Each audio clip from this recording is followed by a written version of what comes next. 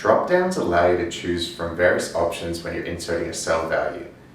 These can be useful to make your workbook look more professional and can help with error prevention by limiting a user to what they can enter into that cell.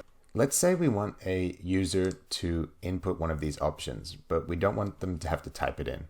We want them to use a drop-down box to select from them. You can easily do this by going to the Data tab, going to Validation, and selecting List.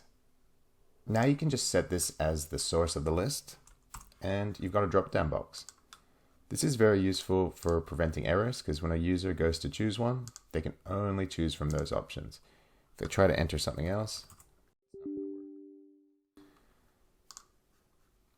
so that can help with error prevention, and it looks professional, and it makes it easier to use because it shows a user what should be going in that cell.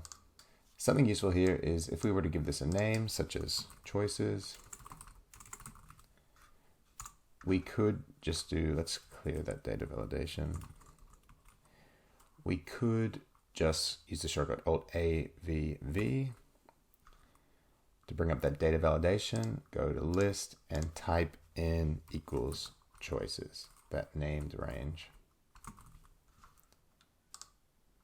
And voila. So if you've named your, let's say you've got a list of dates, you could do that, or a list of values. You could also name that range and just enter it as a drop down there.